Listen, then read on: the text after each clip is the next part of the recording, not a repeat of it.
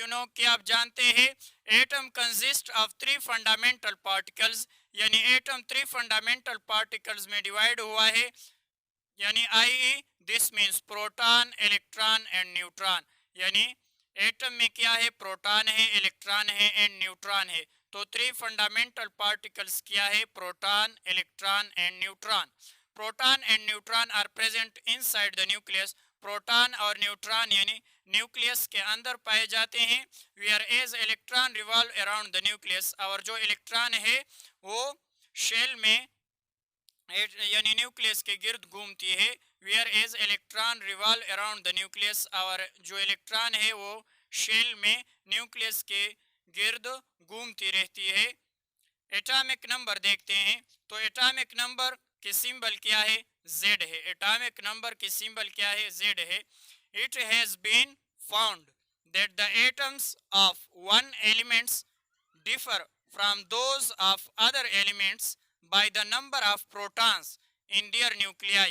यानी हम if it has been found the atoms of one elements, अगर atom जो है एक एलिमेंट से है, differ from those of the other elements, और दूसरे एलिमेंट से वो मुख्तलिफ है, तो किस वजह से मुख्तलिफ है, by the number of protons in their nuclei, वो नंबर ऑफ प्रोटॉन की वजह से दूसरे एलिमेंट से मुख्तलिफ है। और प्रोटॉन कहाँ मौजूद है, न्यूक्लियस में। No two elements have same number of protons, तो जितने भी एलिमेंट्स है वो सेम नंबर ऑफ प्रोटॉन नहीं हो सकते, उसमें प्रोटॉन सेम नहीं होंगे, हर एलिमेंट्स में अलग-अलग प्रोटॉन होंगे। तो इस वजह से हमने यानी जो पीरियोडिक टेबल है वो प्रोटॉन के थ्रू हमने उसको अरेंज किया हुआ है।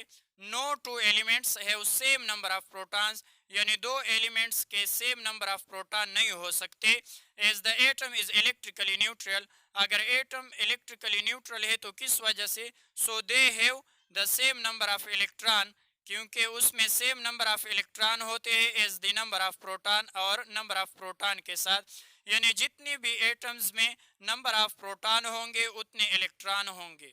यानी इलेक्ट्रॉन और प्रोटॉनों की तादाद एक एटम में बराबर होंगे, तो वो एटम न्यूट्रली होगा, इलेक्ट्रिकली न्यूट्रल, क्योंकि प्रोटॉन पर कौन सा चार्ज है, पॉजिटिव, और इलेक्ट्रॉन पर कौन सा चार्ज है, negative.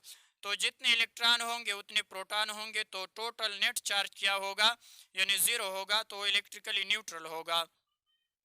The number of neutron in the atoms of an elements is different, अगर the number of neutrons यानी जो एलिमेंट्स है उनमें neutron in the atoms of an elements, जब atom of elements is different, वो मुख्तलिफ हो सकते हैं, यानी एक एलिमेंट्स में नंबर ऑफ न्यूट्रॉन डिफरेंट हो सकते हैं।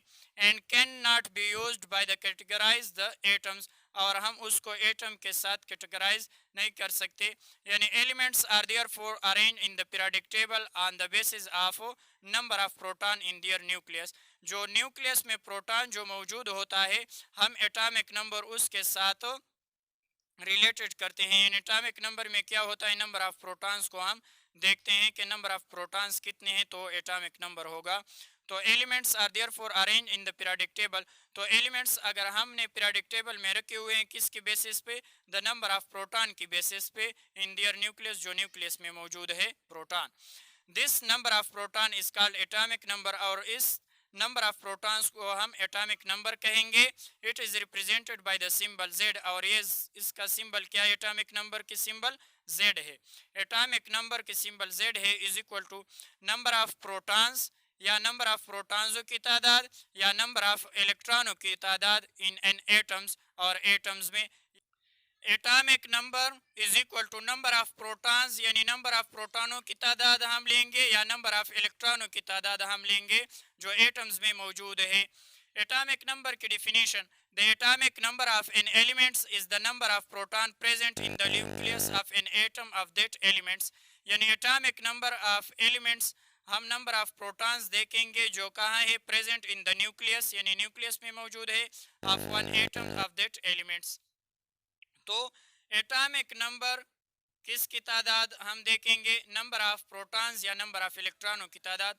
तो ज़्यादातर हम यानी एटॉमिक नंबर में क्या पढ़ते हैं, यानी नंबर ऑफ प्रोटॉन्स की तादाद। तो प्रोटॉनों की तादाद तब्दील नहीं होती, क्योंकि कभी कभार एलिमेंट्स लॉस ऑफ इलेक्ट्रॉन करते हैं, तो फिर हम एटॉमिक नंबर यानी नंबर ऑफ प्रोटॉन्स के साथ देखेंगे।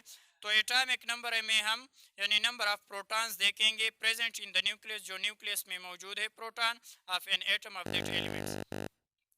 हाइड्रोजन के एटॉमिक नंबर यानी नंबर ऑफ प्रोटॉन्स कितने हैं, एक। कार्बन में यानी प्रोटॉन्स कितने हैं, तो एटॉमिक नंबर उसका कितना होगा, 6। ऑक्सीजन में कितने हैं, 8 है प्रोटॉन, तो एटॉमिक नंबर भी 8 होगा। कंटेन यानी हाइड्रोजन के एटॉमिक नंबर 1 है, कार्बन की 6 है और ऑक्सीजन की 8 है। Proton in their nucleus respectively, यानी प्रोटॉन मौजूद है न्यूक्लियस में इतने इतने। Thus the number of hydrogen, carbon and oxygen are 1, 6 and 8 respectively. तो हम सम एलिमेंट्स देखते हैं देयर एटॉमिक नंबर, उनके एटॉमिक नंबर। तो हाइड्रोजन में 1 प्रोटॉन्स है, तो उसके एटॉमिक नंबर कितना होगा, 1। कार्बन में 6 प्रोटॉन है न्यूक्लियस में, तो उसके एटॉमिक नंबर 6 होगा। ऑक्सीजन में 8 प्रोटॉन है न्यूक्लियस में, तो उसके एटॉमिक नंबर 8 होगा।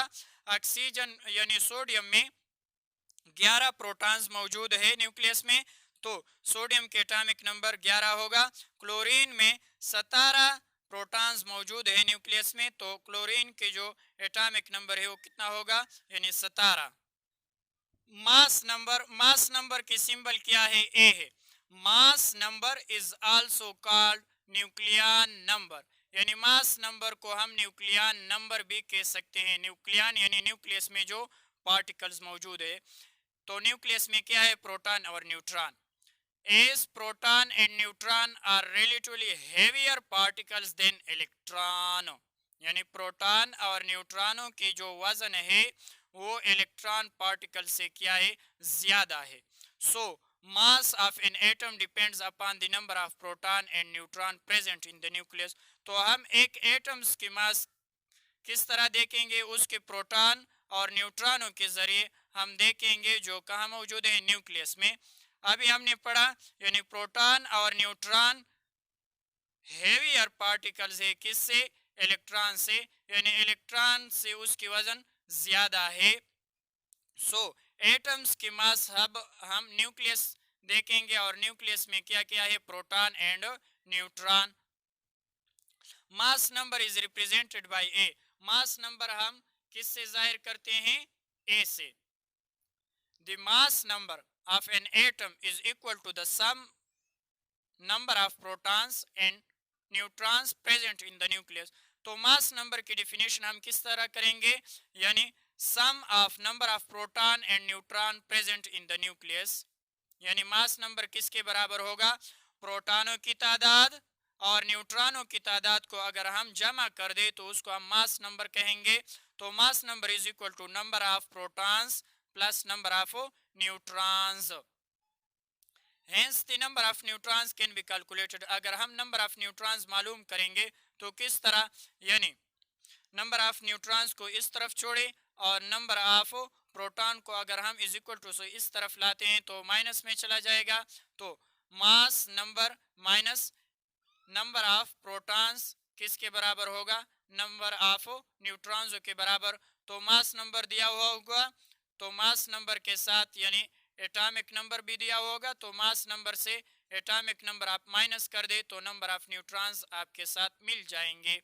तो ये एटॉमिक सिंबल है एक्स, यानी आप कौन सा भी एलिमेंट्स लेते हैं, हमने मिसाल के तौर पर एक्स लिया हुआ है, तो मास नंबर कहाँ लिखेंगे, यानी एटॉमिक सिंबल के ऊपर हम लिखेंगे मास नंबर, यानी जो मास नंबर है हम उसको ऊपर लिखेंगे और जो एटॉमिक नंबर है उसको हम नीचे लिखेंगे, यानी एटॉमिक नंबर को नीचे लिखेंगे और मास नंबर को ऊपर लिखेंगे।